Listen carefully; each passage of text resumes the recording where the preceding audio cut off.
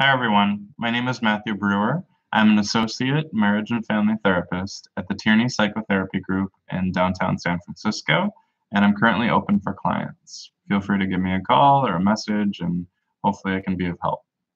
Anyway, here today I'd like to talk about what it means to have an integral treatment plan. I have a worksheet that I've put together and that I use for a therapy group that we have for people with bipolar. And I want to talk about that a little bit on video, and I'll refer to that every now and then, and I'll also post a link to that. So one kind of motto I came up with for integral treatment is that first off, maybe I have to take a step back. Integral treatment looks at all the different parts of who you are. So the motto is awakening your mind, embodying your heart, and connecting with yourself.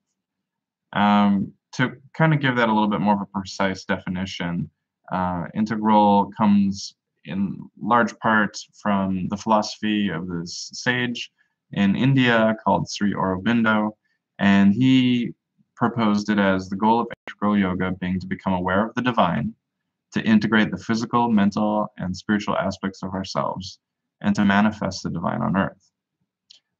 There's a scholar of Aurobindo called Indra Sen who explained that unlike the ordinary consciousness that works through dualities and polarities, the psychic consciousness manifests spontaneity, depth, and wholeness. Another way of putting this is in contrast to ordinary psychology, whose watchword is know thyself, based off of the Greek oracle, that integral psychology could be said to focus on being thyself.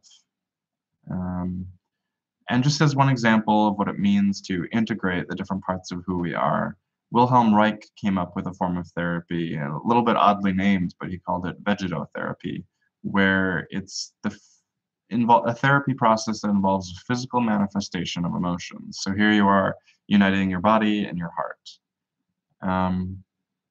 And to kind of quote from the man himself, Sri Aurobindo said, "For all problems of existence are essentially problems of harmony.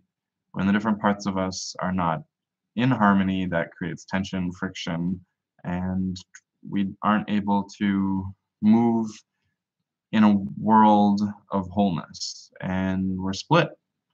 I also made a diagram of this and just kind of how combining the different parts of ourselves eventually leads us in the spiritual process of awakening what Aurobindo would call our psychic being.